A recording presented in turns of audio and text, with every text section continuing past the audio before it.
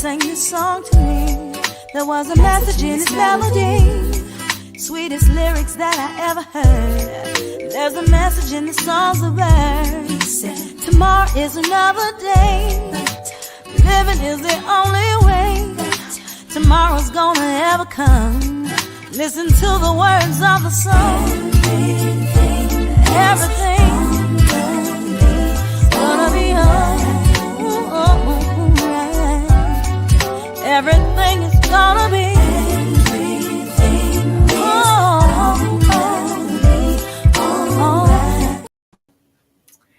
Greetings and welcome to A Sip of Inspiration. For those of you who are watching, I'm Stephanie Wilson-Coleman, known as the Empowerment Doctor, and I want to thank you if you're brand new to us for giving us a chance and tuning in to us, because we have a lot of fun here and we solve a lot of issues. So I think you want to stay on. But for those of you who are listening to us all the time, I want to thank you for constantly following us and constantly following me, because I need that, and you inspire me too. Like you say, I inspire you. So we got this two-way thing going on. So today I have Stephen Howard with me, and I am going to read a little bit of his bio because he has done some fantastic things. See, y'all see, so now I have a new hero right here. Okay, so here we go. So Stephen Howard brings expertise in leadership, business development, and marketing. He's a creator of the Humony Leadership, and forgive me if I didn't pronounce it right, and approach to people-centric leadership. The one thing is, though, he is an award-winning author of 22 books. Okay, I didn't say two, I didn't say one, I said 22 books with 45 years of international senior sales and marketing experience. His corporate career covered a wide variety of fields and experiences. It includes regional marketing director for Texas Instruments, and everybody remembers Texas Instruments. As a matter of fact, I just ran over a calculator. I just ran through my drawer and had a calculator that we were required to have from Texas Instruments when I was working on my executive MBA at University of Chicago. So see, he's been my friend longer than he knows, okay? He was a regional director for Time Magazine, global account director for BBDO Advertising, handling an international airline account, and a VP of marketing for Citibank's consumer banking group. Didn't I tell you that this was going to be exciting? He is exciting. So welcome, Steve, and thank you for the pleasure of having you on my show. And we're going to have fun because we've already been having some fun. I want to have fun. I want to talk with you, Stephanie. Let's have a great conversation. So, I have got to ask about these 22 books. So I don't know when you find fun, time to have fun, when you have written 22 books. What inspired it? Well, it started off when I was living in Asia for many years, and I was doing a lot of travel, and I'm not one to really go out in the bars and corrals at night. So I'd end up in my hotel room after dinner and write a few paragraphs or a few pages, and suddenly it became a book idea. And then, a couple more book ideas and a couple more, and I kept writing. And then I'll tell you the truth, Stephanie, I haven't told many people this. When I got up to 18, I realized my father had written 21 books. My father wrote 21 novels. When I got up to 18, I said, I got to get to 22. So I did. And what did he say about that 22nd one? Well, he kind of nodded and said, yeah, I expected no less out of you. So for now, do you think you're finished, or is there another one just tapping at the back of your brain saying, you've got to write us, you've got to write us? There's three tapping at the back of my brain, one of which I'm going to dive into in 48 hours from now, in a deep, serious dive. So I kind of blocked out my, this is a Tuesday, I've blocked off my Thursday and Friday this week, my calendar for no calls, no coaching calls, no business calls. And I'm going to do a really deep dive into it. So we'll see how it progresses. Cool. So your leadership approach is a little different than traditional leadership model. So tell us about that. Tell us why you knew you had to create something And how much fun is it? It was fun, and you'll probably appreciate this story in that I was living in Mexico City during COVID, and I was sitting on my balcony and thinking about how leadership is going to change coming out of the pandemic. And I was watching the sunset, and yes, I had a nice bottle of red wine with me, and I was on second glass of the red wine, and I started thinking about we need more human leaders. We've got to get away from the bullying leaders. I wrote the word human down on a piece of paper. And then I started thinking just how blessed I was, and how fortunate I was to escape COVID basically in Mexico City. And that we needed workplaces of well-being. Man, we had to come back out of COVID and find ways of creating workplaces of well-being. So I wrote well-being down on a piece of paper. And then I wrote humanity, I probably was finishing the second glass of wine by then, starting to have really big ideas. I'm gonna create something for all of humanity. And so I wrote humanity down on a piece of paper, and I'm playing around with it.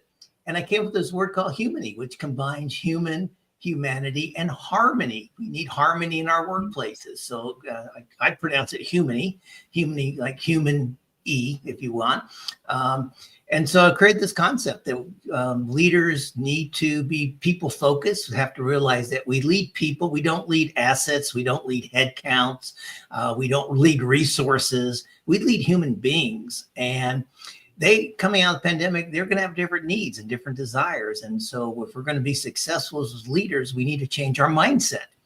And so from that glass and a half, 2 glasses of wine, came this concept of Humony Leadership, which is developed into a book and into some speaking engagements and some pretty significant followers for this concept as well. So can you break it down a little bit for the leaders so that they can begin to understand the new concept? Because I know you're right when you say that coming out of the pandemic, we really did need to lead differently. Yeah. And a lot of us didn't lead differently, and they still need to lead differently. So break it down for us. How is it different, and how can traditional leadership personnel embrace it? Well, that's an excellent way to kick it off, Stephanie. And I basically, the premise of Humany is that managing people is a 1980s construct. And look, I was a manager. I was manager at Citibank in the 1980s, and I led 23 people, but I managed them. Managing people was the way we practiced leadership at the time, but it's no longer valid or applicable. People do not want to be managed. No one wakes up in the morning and says, I can't wait to be managed by my boss today. And I've never heard anybody ever utter the words, I can't wait to be micromanaged today. It's a new generation in the workplace. It's a new mindset, new thinking. And we have to realize that we manage things. We manage policies, processes, procedures, projects, but we lead people. And that is a mindset change. And it really comes down to how you look at yourself as a leader. How do you want to define yourself as a leader? And that mindset change is I'm going to lead people. I'm going to be people-centric in my leadership, and I'm going to manage processes, policies, whatever. Now, look, I'll be the first to say that, look, there are times you have to manage people. You're going to have some people in the workforce who have bad attitude. Some people just want to work 9 to 5, clock in, clock out, do their job. They're not going to be inspired. But that's probably 5 or 6% of your workforce for most people. So I always argue, do you want to spend your time on that 5 or 6%? Or do you want to spend your time on the 94, 95% who do want to be motivated, who do want to excel, who do want to be challenged and stretched and grow? What would you rather do as a leader? So that's the concept.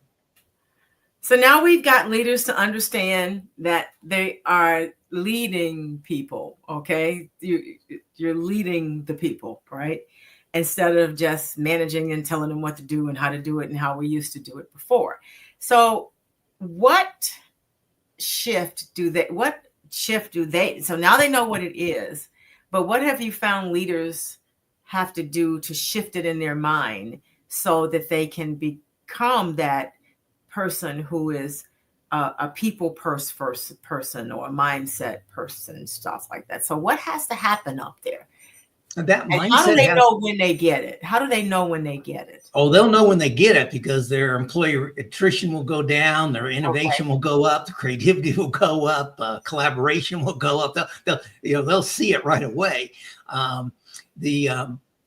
What they need to do is in that mindset change is, how do I say this? Realize that they're going to manage the results, but they're going to have to take a coaching and mentoring approach to the people they lead. The my way or the highway approach is not going to work. And that's that highway or the my way, or that bullying approach to leadership. This is what caused, or partially caused, the Great Resignation a couple of years ago when we came out of the pandemic. People basically said, I've been locked up for 2.5 years. I'm making lifestyle choices. I'm not going to commute 55 minutes each way to work for a boss who sends me rude emails, who speaks down to me in meetings, who ignores me in meetings. Life's too short for that. I'm going to find a job where I, have a boss who appreciates me, somebody who respects me, somebody who treats me as a human being, not a thing. And that's going to be the difference.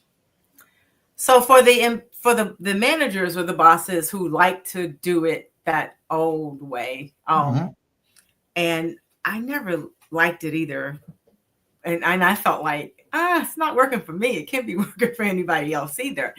So how do you get them to change? Because that's sort of hard, because they've been doing that for a while, and it's just that, like, most of us never liked it anyway. We just didn't say anything. So they've been led to believe that they're just wonderful when they're not. So how do you get them to change? They're wonderful because they get results. And so what you have to do is get their attention away from results. And one of the phrases I like to ask people is, as a leader, is, what do you want in your tombstone? Do you want in your tombstone that you burned your people out? Or do you want in your tombstone that you develop people?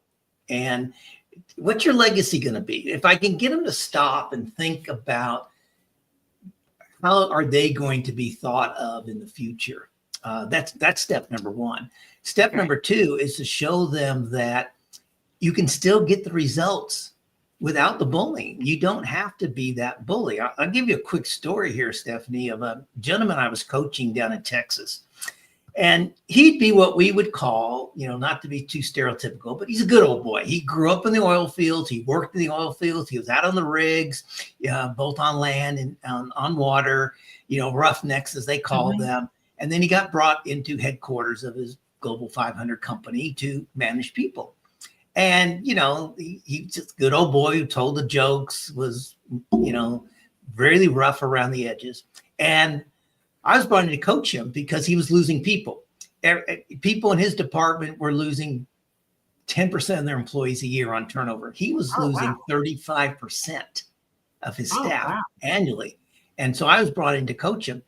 And I was watching him one day, and he got angry at somebody who brought him some bad news. And he literally threw a cup of coffee across the room, coffee, it was empty, threw papers at that individual, and I asked him afterwards, I said, why do you do that? Do you think that's effective? And he says, they have to learn. They've got to learn that the job's the most important thing. We got to get results. There are no excuses.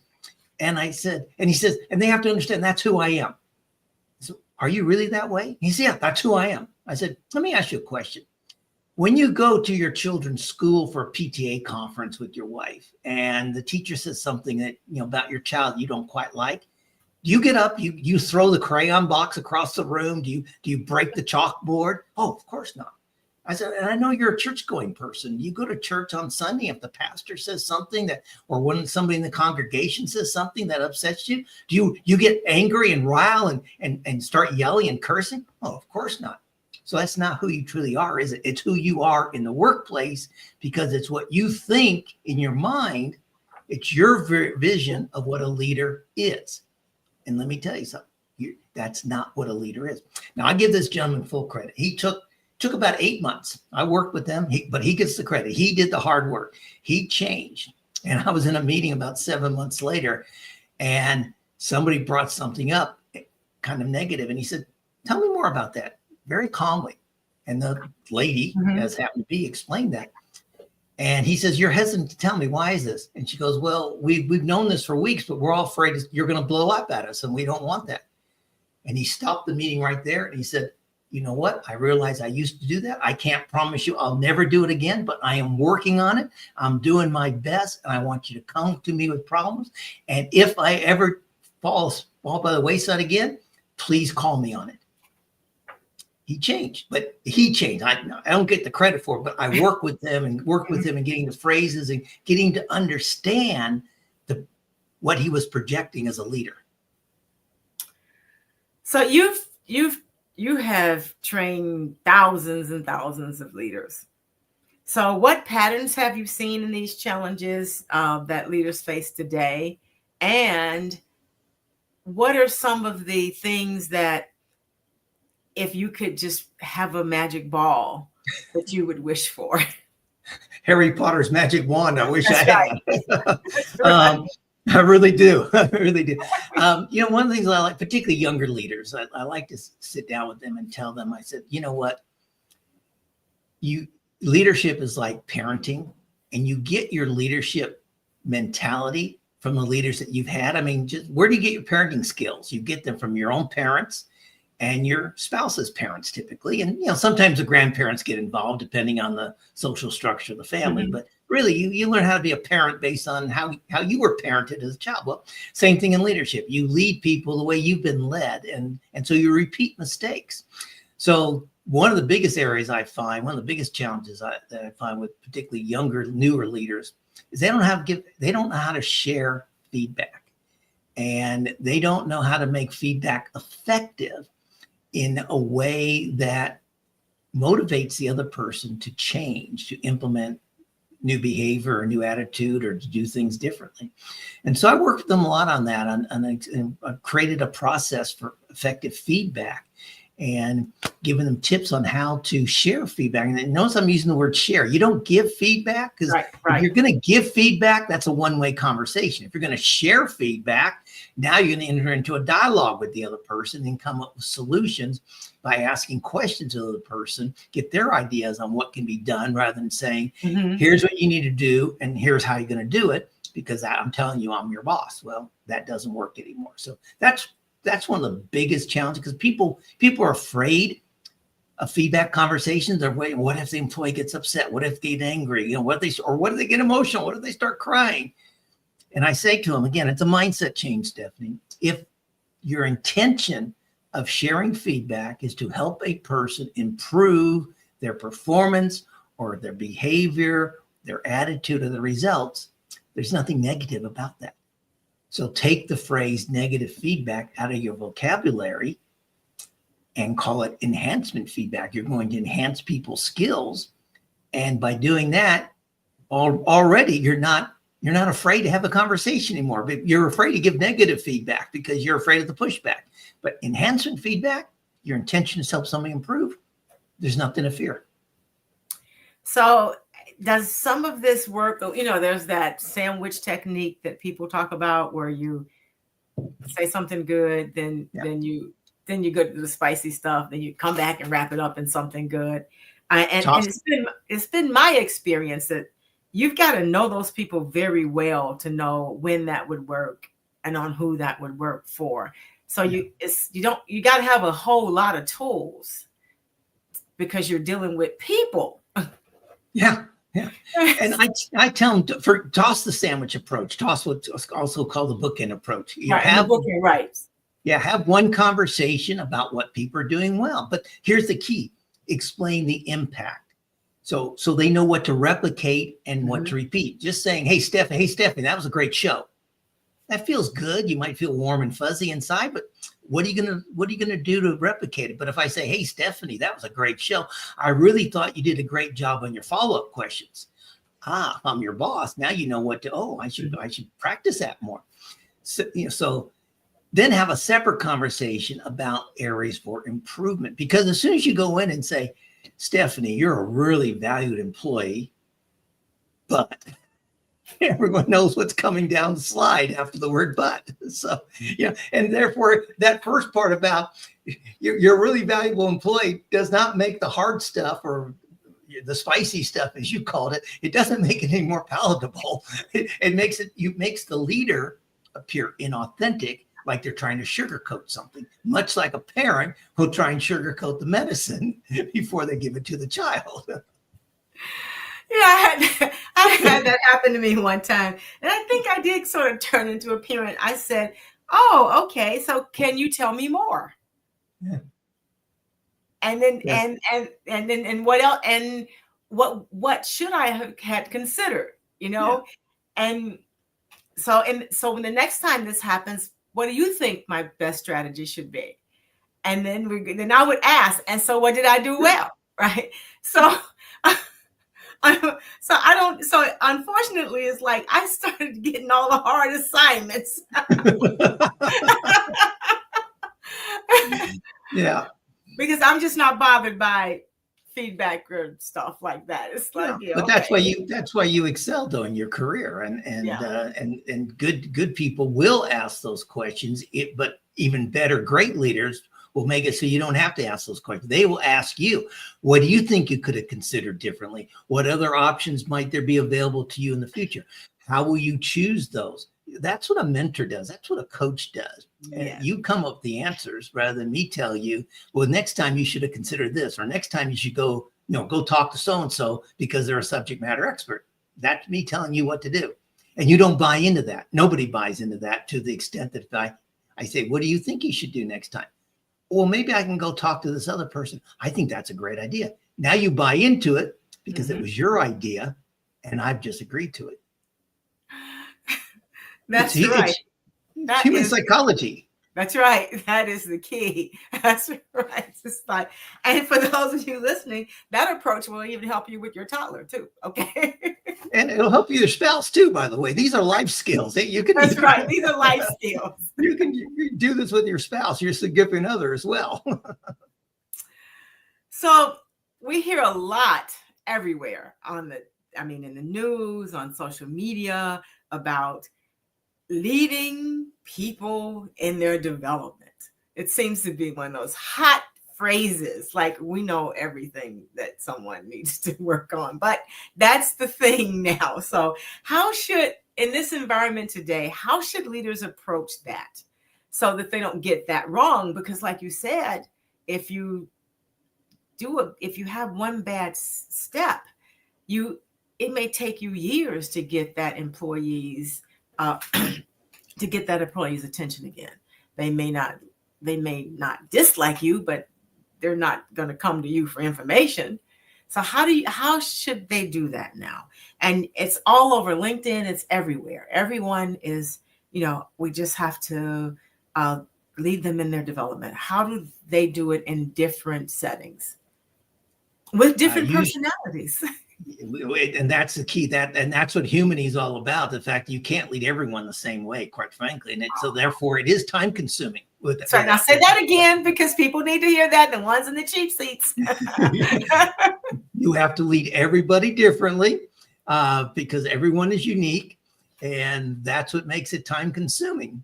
However, if you add to that the right feedback skills, the right delegation skills, the right communication skills, you will free up time for yourself to do these. These are the value added things that you bring to your organization as a leader.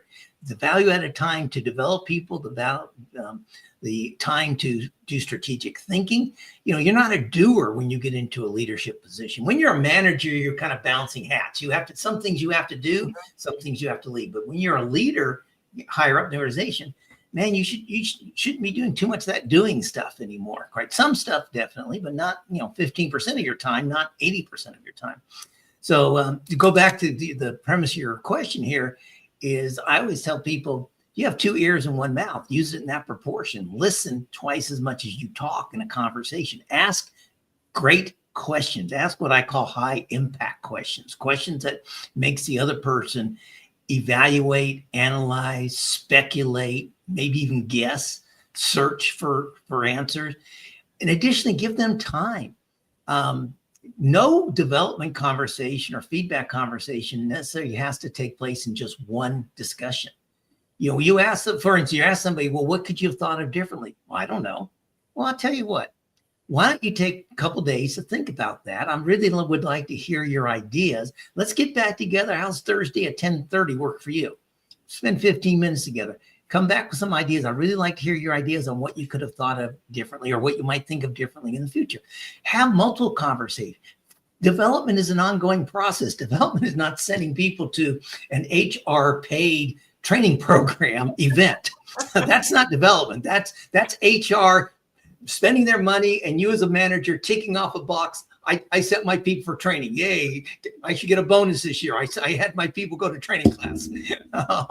And don't get me wrong, Stephanie, I've made a lot of money over the years being a trainer, send me those checks, baby. But, I feel bad sometimes because I know these one-time events are not going to really make a huge dent for the organization.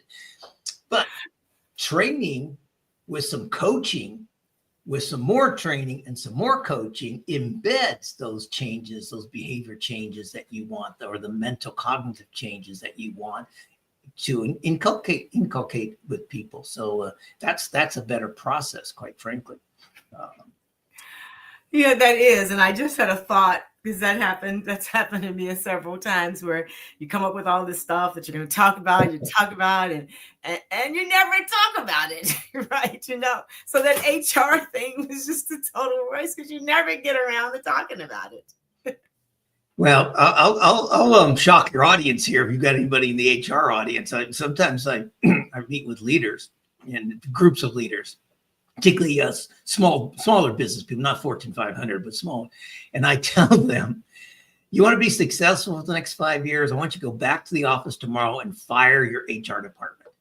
Fire them, all of them. And they look at me like, gas, what are you talking about? How can I operate? And now I've got their attention. And I say, okay, then 30 minutes later, I want you to hire them back as the human potential department.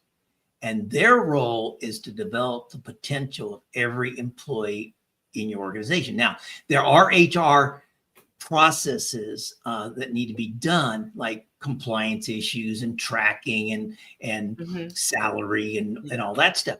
Put that into the operations department, or create a separate HR operations department that just handles that aspect of HR, and then have a separate department, smaller, obviously, that is your human potential department. And their goal is not just to help identify where people need to be trained.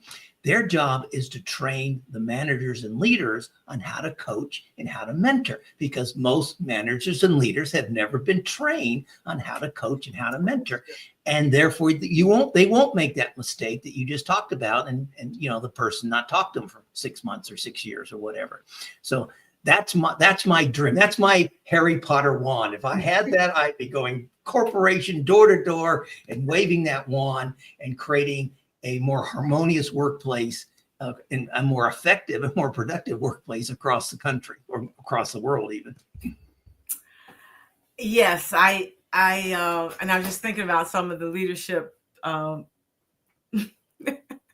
eras that I've lived through too. So luckily I've got this sense of humor, so it doesn't destroy me. It's just that it's like, oh, okay. Okay, that didn't work too well. How about if I come back tomorrow and we try this again? Yeah. Well, Steph, we've gone from the era of the leader on the cover of Business Week and Time Magazine, the Jack Welch's of the world, the John Reeds at Citibank and all those. And even now we're looking at Jack Welch thinking, well, he had a lot of good things to say, but man, he made a lot of mistakes too. He had a lot of, maybe we don't want to follow Jack Welch down the road of 100% anymore. So, and we do the same thing.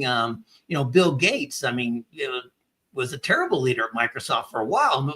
When he went into his philanthropy business, he's become a very great leader, a global leader in many respects. So he had a lot of years to learn. Yeah, well, we get tied up in these personalities of leaders, and therefore we build them up so high that a single mistake, we throw a dart at their balloon, we bust them. So that's why I'm trying to get away from that personality type leadership, that ego type leadership, and more of a humble. One of the aspects of Humony leadership is humility, being able to say, you know what? I don't have all the answers. However, I have confidence in us as a team. If we work on this diligently, we will find an answer. We will find solutions. And if not, we'll bring in other outside resources to give us an optimal solution. But the leader doesn't have to have all the answers anymore. They can't. I mean, the world's changing so much. I mean, how many leaders out there really know how to use AI in their business? No, the managers, the IT people, the technical people are leading the charge on using how to implement AI and grow productivity and efficiency in the organization. A good leader will say, you know what? I know AI is important. Let's go grab some people from the IT department, bring them in here for lunch and have them help us figure out how our department is going to use AI, because I'm not going to be able to want to do it. I can't. I know I used to say that all the time. Oh no, we weren't done right. We better go get the experts. Exactly. I'm not the expert there, right? Well, you know, if you're the smartest person in the room as a leader, I question whether you're in the right room. I know that's right. It's like, wow. Seriously. And I think that employees sometimes, like you said, leaders don't often give them an opportunity to know just how valuable they are, because they have a lot of information about how your company runs, because they're doing tasks and solving problems. First, they're doing tasks you don't even know about, and they're solving problems that you didn't even know you had. Yeah. On top of that, Stephanie, and you know, Gallup runs research on this all the time, and it's always showing that only 16 to 18% of employees across the world are highly engaged. And one of the reasons I think this is true and continues to be true is what you just said. We don't tell people the value that they bring to the workplace. We don't tell them the value that they bring to our team, to our department, to our organization, to our customers, whether they're internal customers or external customers. We basically say, we pay you a good wage to do a good job, and that's what we expect out of you. So one of the things I promote in Humony Leadership, one of the concepts is knowing how to tell everyone, give them their clear line of value. This is the value that you are providing. And boy, if somebody would do that to me, I'd wake up in the morning with a much better mindset. I'd be excited to go to work in the morning. I wouldn't be trudging through that door, because I know that I'm bringing value, and that value is being recognized by others. But employee engagement is going to stay low until we start telling people how valuable they are to the organization. Yes, I stumbled up on that quite by accident. So it's like we were having a problem, and a customer needed this problem fixed almost like yesterday, and I didn't quite have the time to do it, because I've got other problems. And then I remembered that I had an employee who just every time she had to solve one of these problems, she would just have the biggest smiles on her face, a pep in her step, and she would solve the whole problem, all of it. Okay. Didn't want to thank you, didn't want anything, just was happy. Right.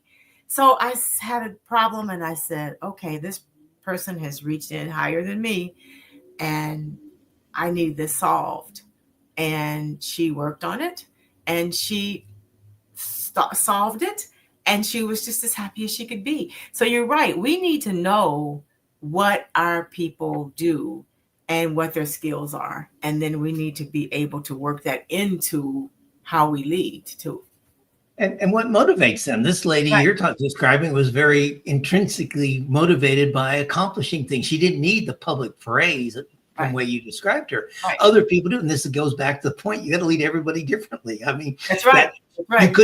You couldn't motivate her necessarily by giving her the Employee of the Month award, but somebody else could, because they would take it home and put it on their refrigerator, and their family would be proud of them.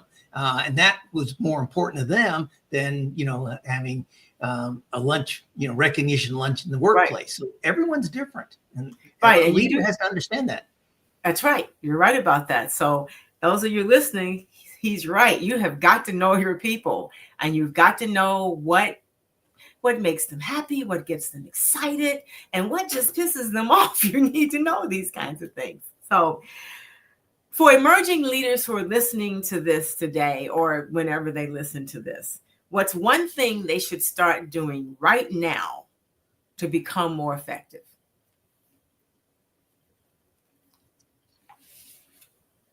Stop treating employees as a means to an end,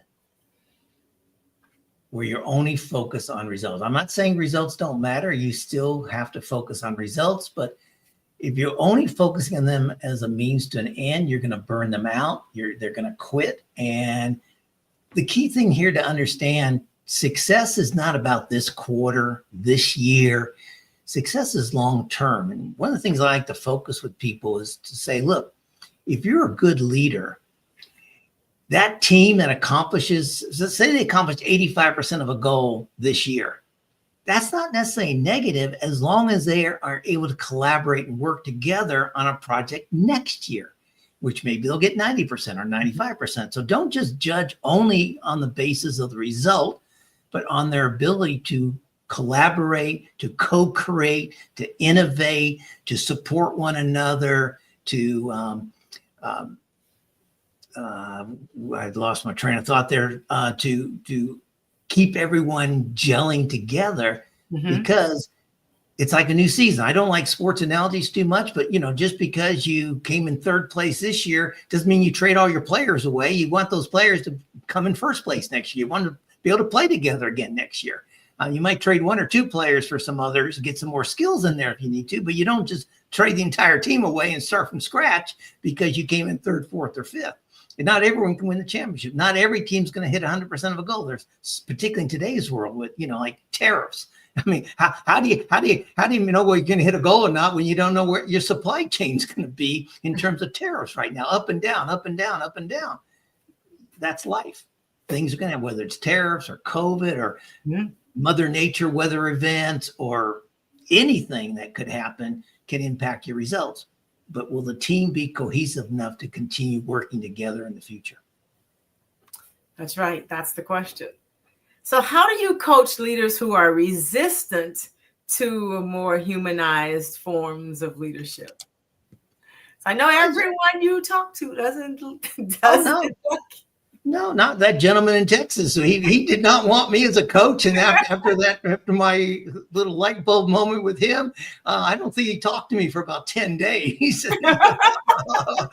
I remember distinctly he did cancel the next coaching session. I thought, okay, well, I've lost that client, but he came around. It's the same thing. You coach everybody differently. You coach people based on their skills, where they are. You meet them where they are today, and then help them understand where they want to go in the future, not just where the organization wants them to go, but where they want to go, and then help guide them along that path. And he did want to improve. He did want to have he had a strong legacy out in the oil fields. He wanted to have a strong legacy in the corporate. He still had another 10 years or so of his career left. He wanted to have a strong legacy in corporate headquarters as well. And he realized he had to change. So it's a matter of talking with people, sharing stories, sharing best practices, giving them examples from other organizations without, like in this case, I won't tell you what company you work for, but I will tell other people that same story that need to hear that story for them to have their light bulb moment. And you just work. And then patience, patience. Because we're dealing with human beings as well, whether we're coaching them or whether we're leading them. That's right. Patience. Yes. So you were named to one of the top leadership global things. I'm reading. I'm messing this up. So you've gotten several awards. So tell us about those. Well, I was named one of the top. He say well, and he's written 22 books, y'all. Okay. Well, I think that contributed. I was recognized as one of the top 200 voices on leadership because I not in addition to the books, I write articles. I publish articles on LinkedIn. I publish articles in various magazines and websites over the years. I do a lot of podcast shows like this. I give a lot of speeches, and I give away a lot of stuff too. I mean, my website's got articles. I've just written a series of articles on feedback for Medium that I don't charge for, just so people can go and read them. And it's my giving back to help people because I can't. Obviously, I can only coach so many people a month. I can only do so many training sessions a month, so I can reach more people with an article on Medium hopefully help them change their mindset and improve the way they give feedback. So yeah, the top 200 voices in leadership. But the one I'm most proud of, in honesty, came from the Nonfiction Authors Association. So it's a peer group of authors like myself who write nonfiction. And the book Humony Leadership, which is what this conversation is based on, they gave a gold medal award to it and called it a important message with a mission. And I really appreciate that recognition from my writing peers, if you will. So that is fantastic. Oh God, I love that. That is well, awesome. You live long enough, you're going to get one or two trinkets. Yeah, you 22 books, right? He's lived long enough. So do you have another book down there telling you that it wants to be written? Yeah, I've got a couple. I've got a book that I'll start. I've outlined. I have a process now, a very, very good process for structuring a book, a nonfiction book. I can't write fiction. My dad was a fiction writer, so I've got my structure down for this next book. It's going to be a different approach. Going to be a very interesting approach if I'm successful in doing it. I've written one chapter or half a chapter that I've circulated a couple people for their feedback, and they seem to think it works. So we'll see how that goes. So that'll be the next one. I'm hoping it comes out maybe by the end of this year, maybe early next. One thing I've learned is not to give myself public deadlines when I'm writing, because I'm at the point now where I don't want to just churn out books for the sake of churning them out. I want to be proud of the writing that I do, and so I'll take a little bit more time to make sure I get my thoughts on paper and get it edited properly. So where can our listeners and viewers find your books? Well, the books are all on Amazon. So if you what's on the screen there, Humony Leadership is the title of one book. The other one's called Humony Mindset: Change the World by Changing Your Mindset. It's a business book. It's for everybody, individuals who want to lead a more fulfilling life, a more purposeful life. Is the Humony Mindset book. Humony Leadership book is the one aimed at organizational leaders and managers, whether they're supervisors on up to CEOs or entrepreneurs. But they're all on Amazon, both in Kindle as well as paperback format. A couple of books are now in audiobook. I've got a guy in California who now reads the book and produces the audiobooks for me. So Humany Leadership is on an audiobook as well. People are interested in that. As I was going to ask, it's like with 22 books, how do you get them in audio formats? I don't. Like most people, I don't like the sound of my own voice anyway. But so I wouldn't record. I mean, all of us back in the days, or even today, you record your voice message on your phone. You listen and I go, oh God, I sound terrible. So I would not record my own audiobook. I've got a guy and I've worked with him to have the right tonation and emphasize that he understands the points where I want emphasis made. And so he does a really good job on it. And then he does the production. He actually uploads it to Amazon for me. It's to Audible, I guess it is, which is owned by Amazon. He uploads it for me. He's got my password.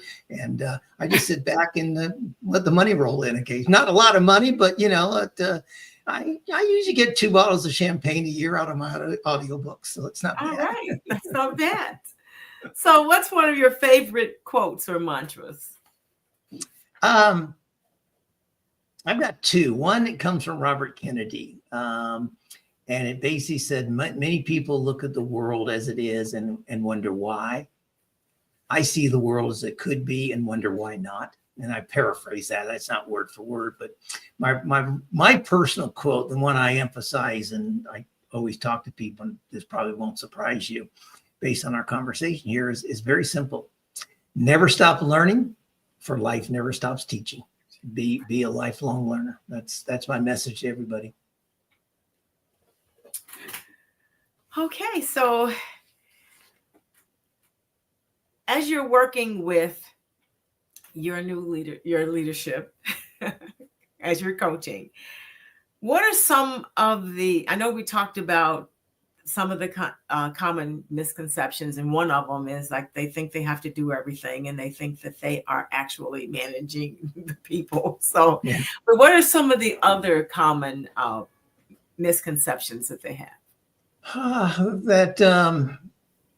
Well, partly is that one that they have to know everything. Oh, And partly is, okay, this is the other one I find with too many people, particularly as they take over a new team. They internally move from one department to another, or they come, even if they come in from the outside and take over a new team, is too often they'll walk into that first staff meeting and say, I'm so glad to be here. I'm really looking forward to what we're going to do. And here's how you earn my trust.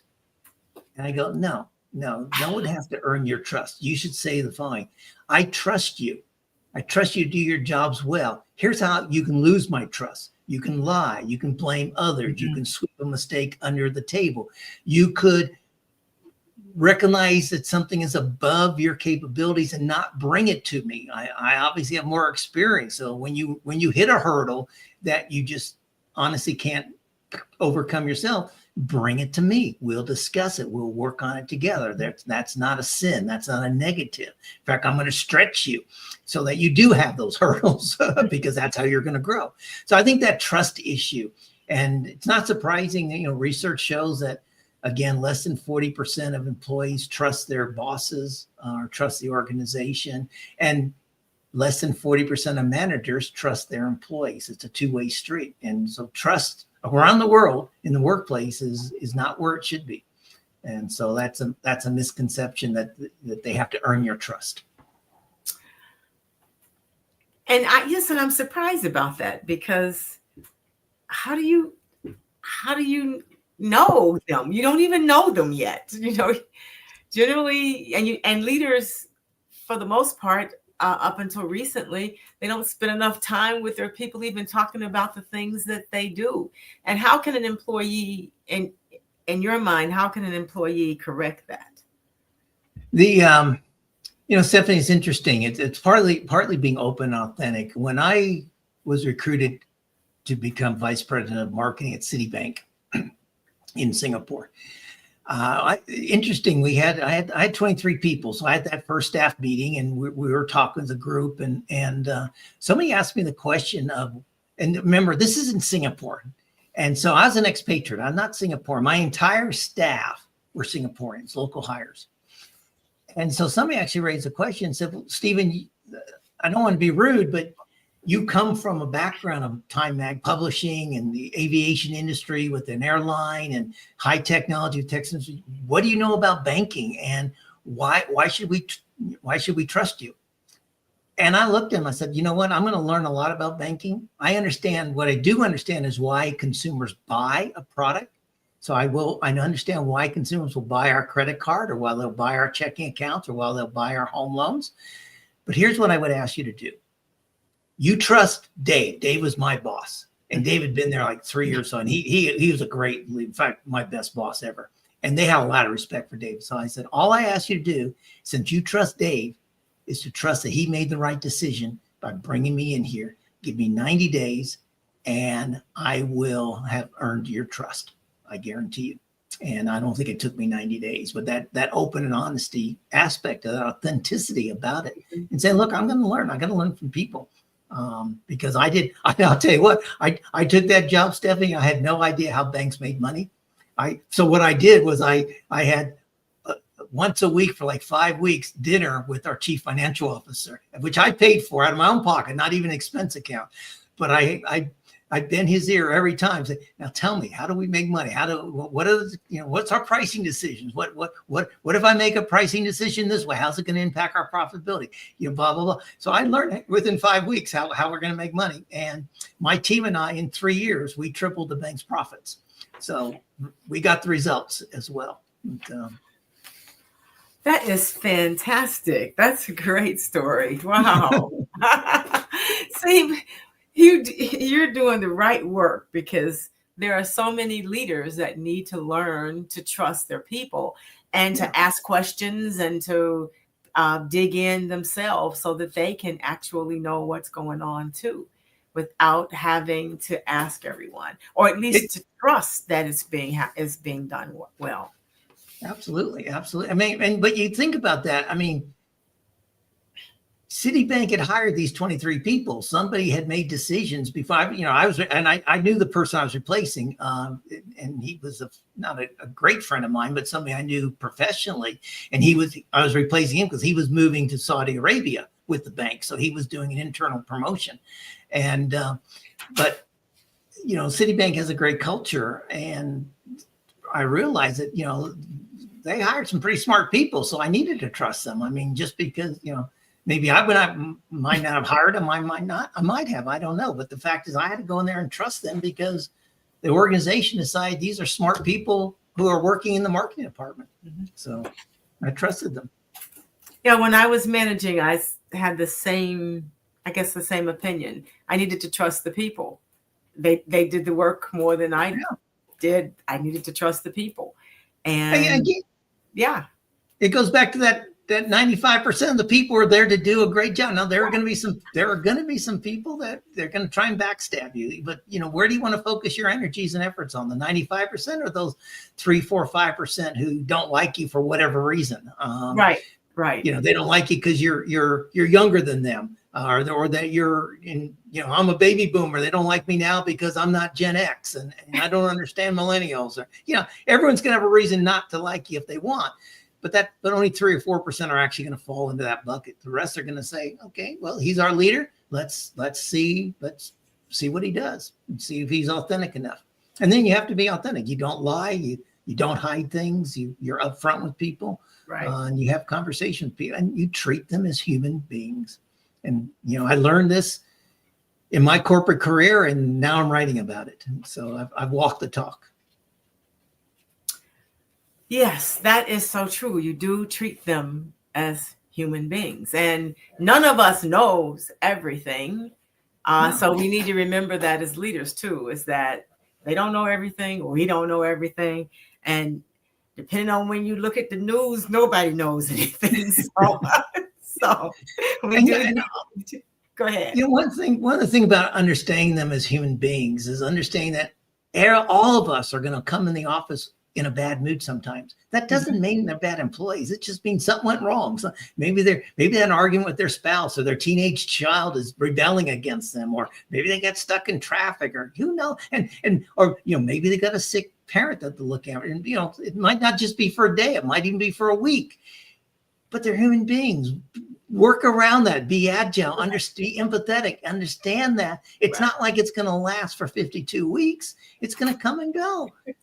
So don't hold it against them, I had an employee once. It's really funny. It's like she had a toddler, and every now and then she'd come in and she'd just be like salty, like mad and just late, but that wasn't like her, So one day I said, I'm going to figure out, I got to get to the bottom of this. For one, I need to know. And then for two, it might be something simple we can help her with. Right. If it's work related or something.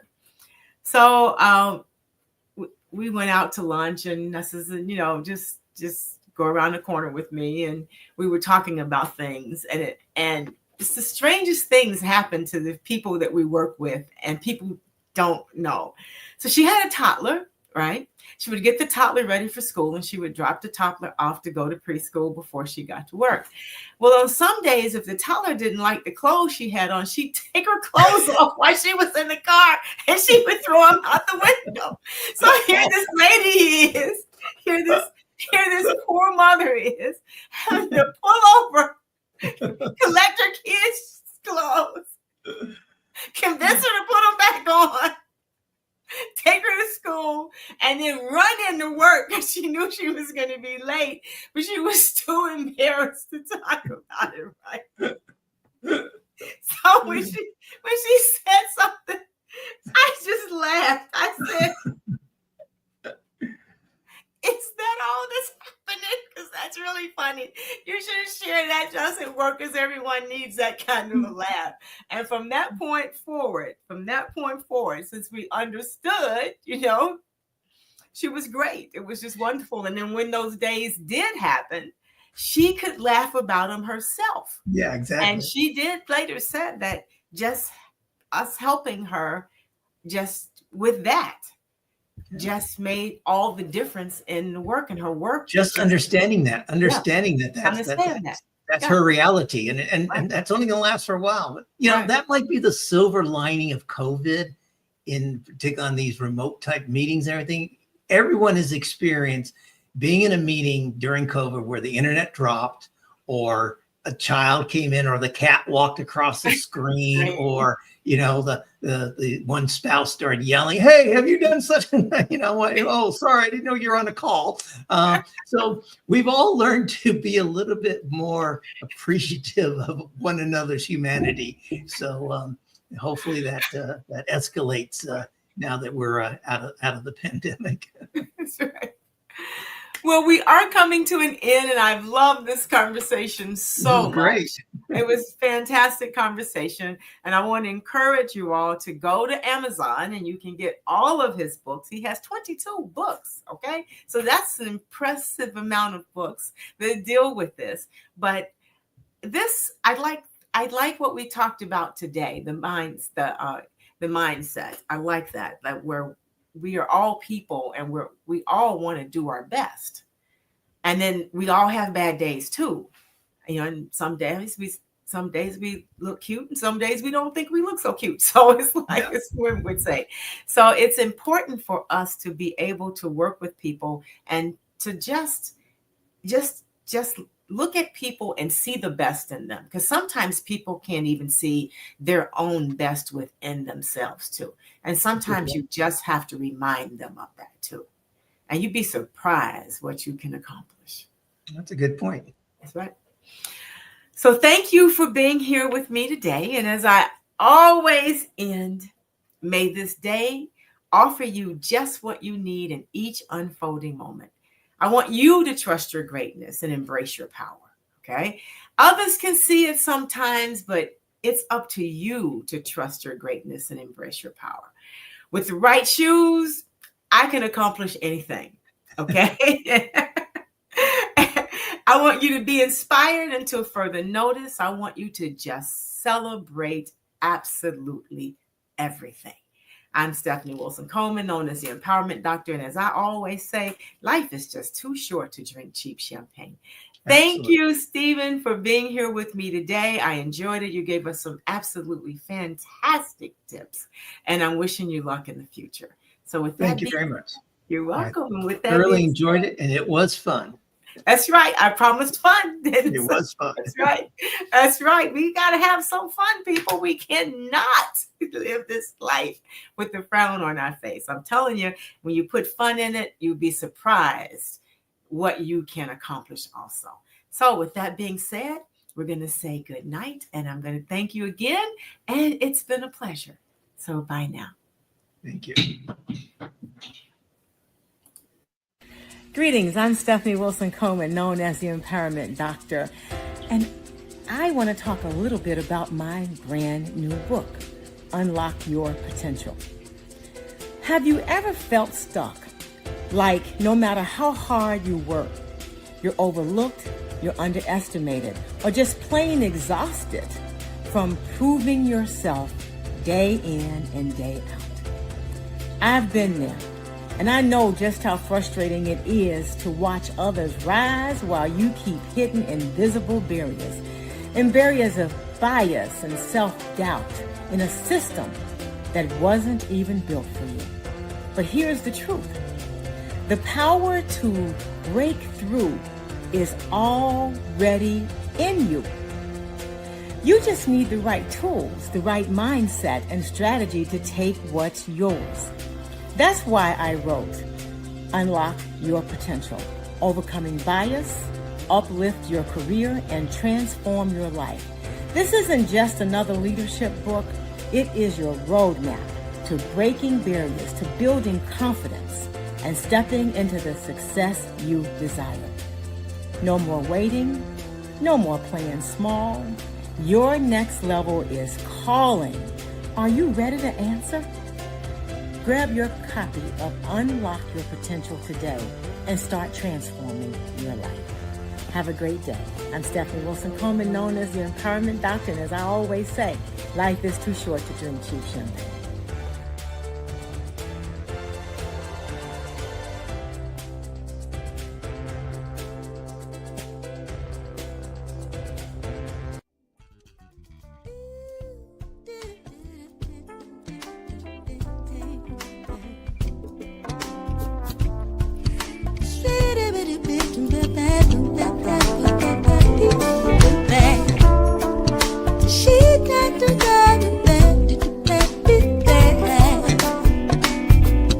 But life's too short to drink cheap champagne, so I decided to buy me